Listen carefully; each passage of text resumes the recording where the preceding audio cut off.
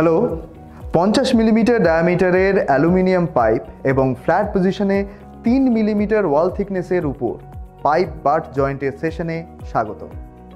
এটি 1G করা হয় গ্যাস টাংস্টেন আর্ক ওয়েল্ডিং বা GTAW দিয়ে। আসুন এই সেশনের উদ্দেশ্য দেখা যাক। এই সেশনের শেষে আপনি করতে পারবেন TIG ওয়েল্ডিং প্রক্রিয়া ব্যবহার করে ওয়েল্ড স্কোয়ার বাট জয়েন্ট করা যাবে ফ্ল্যাট পজিশনে থাকা অবস্থায় 3 মিলিমিটার ওয়াল থিকনেসের আর 50 মিলিমিটার ডায়ামিটারের অ্যালুমিনিয়াম পাইপে। অ্যালুমিনিয়াম পাইপের পাইপ বাট জয়েন্টের জন্য প্রয়োজনীয় সরঞ্জাম এবং উপকরণগুলি হল TIG welding machine, tungsten electrode, shielding gas argon, 3 millimetre wall থিকনেসের aluminium pipe, hacksaw, metal files, bench vice, wire brush, chipping hammer, bevel protractor. প্রথম ধাপ হল ওয়ার্কপিস তৈরি করা। একটি ওয়্যার ব্রাশ ব্যবহার করে অ্যালুমিনিয়াম পাইপের উপরের দিকটা পরিষ্কার করুন। ওয়েল্ডের সম্পূর্ণতার সাথে আপোষ করতে পারে এমন কোনো দূষক যেমন ময়লা বা মরিচা দূর করার জন্য এই ধাপটি অত্যন্ত গুরুত্বপূর্ণ।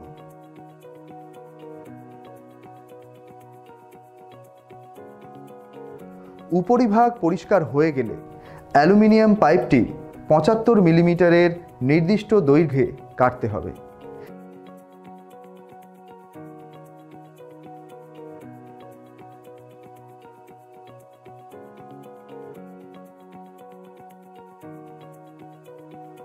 এটি নিশ্চিত করা অপরিহার্য যে কাটা প্রান্তগুলি পাইপের প্রতিটি প্রান্তে বেভেল্ড করা হয়েছে, কারণ এটি একটি শক্তিশালী এবং সুরক্ষিত ওয়েল্ড জয়েন্টের ফাউন্ডেশন গঠন করে। যদি কোনো ভুল শনাক্ত করা যায়, একটি ফাইল বা গ্রাইন্ডার ব্যবহার করে সাবধানে প্রান্তগুলিকে আকার দিতে হবে যতক্ষণ না তারা প্রয়োজনীয় স্পেসিফিকেশনগুলি পূরণ করে।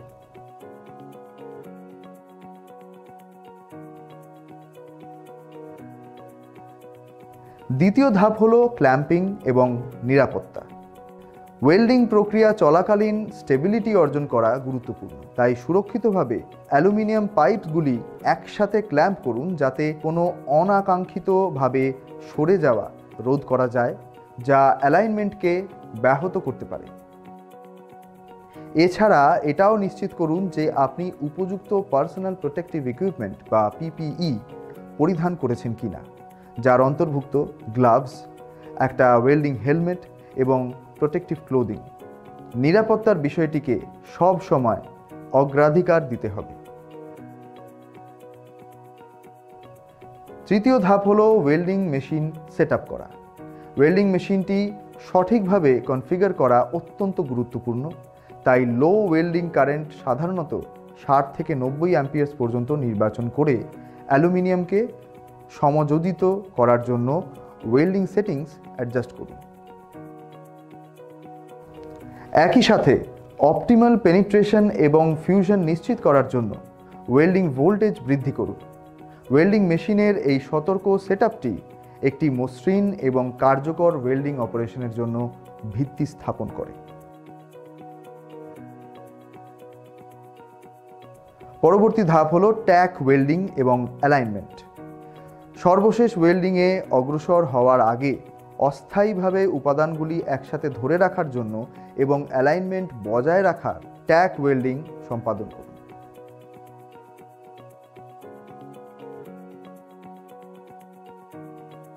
একটি ভি ব্লক অ্যাঙ্গেল আয়রন ব্যবহার করে সঠিক অ্যালাইনমেন্ট নিশ্চিত করুন এবং ট্যাক ওয়েলসের যথাযথ মেল্টিং যেন হয় তার উপর মনোযোগ দিন।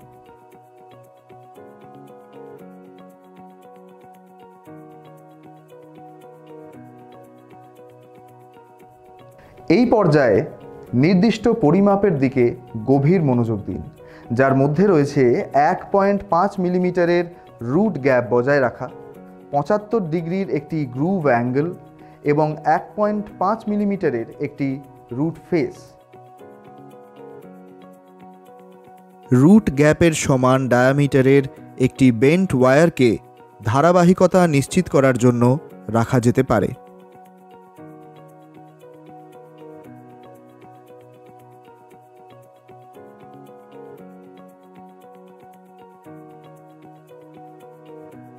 পরবর্তী ধাপ হচ্ছে ট্যাক ওয়েল্ডস সম্পন্ন করা।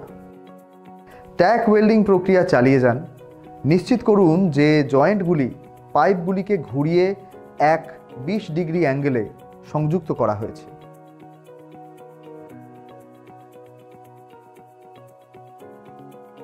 একটি রোলার স্ট্যান্ডে একটি নিয়ন্ত্রিত নিম্নগামী ওয়েল্ডিং পজিশন বজায় রাখার জন্য একটি অমূল্য সরঞ্জাম হয়ে ওঠে, যা ইউনিফর্ম পেনিট্রেশনকে প্রমোট করে এবং পোটেনশিয়াল ডিস্টরশন কমিয়ে দেয়।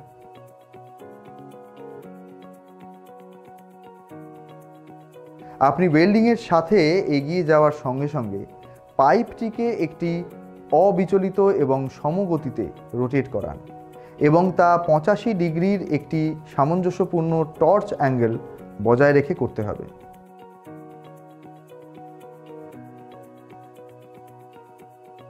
পাইপের anti clockwise rotation, uniform heat distribution এবং একটি কার্যকর ওয়েল্ড ফর্মেশন নিশ্চিত করতে একটি গুরুত্বপূর্ণ রোল পালন করে।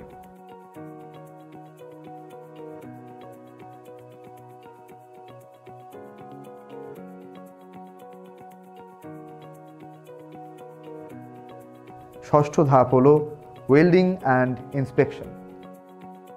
প্রতিটি জয়েন্টের জন্য প্রতিষ্ঠিত পদ্ধতিকে কঠোরভাবে মেনে চলে সমস্ত সেগমেন্টে ওয়েল্ডিং প্রক্রিয়া প্রসারিত করুন।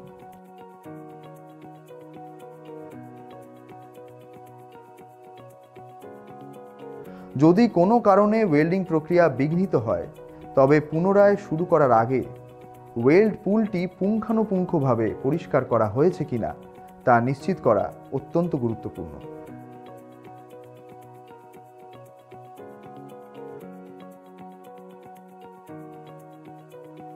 ওয়েল্ডিং সম্পন্ন করার পরে রোটেটিং ফিক্সচার থেকে ওয়ার্কপিসটি সরিয়ে ফেলুন এবং কোনো অবশিষ্ট স্ল্যাগকে সাবধানে নির্মূল করার জন্য একটি চিপিং হ্যামার ব্যবহার করুন।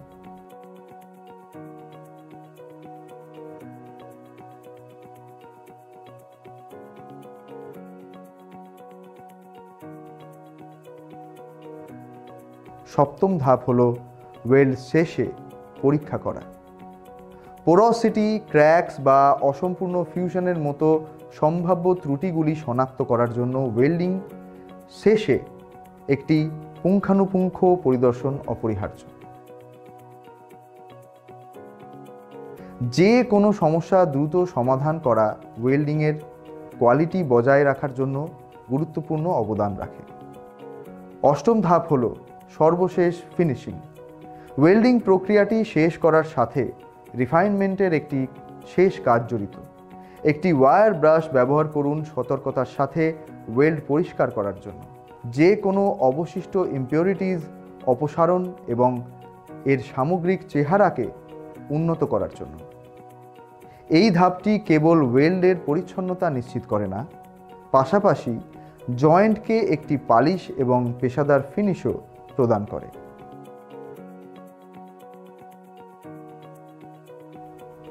আসুন আলোচনা করা মূল বিষয়গুলো পুনর্বিবেচনা করা যাক।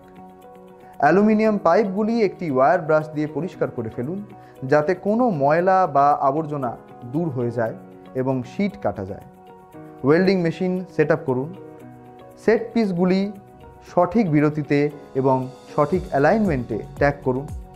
ওয়েল্ডিং প্রক্রিয়া শেষ হলে ত্রুটি আছে কি না দেখতে অন্য ওয়েল্ডটি পরিষ্কার করুন।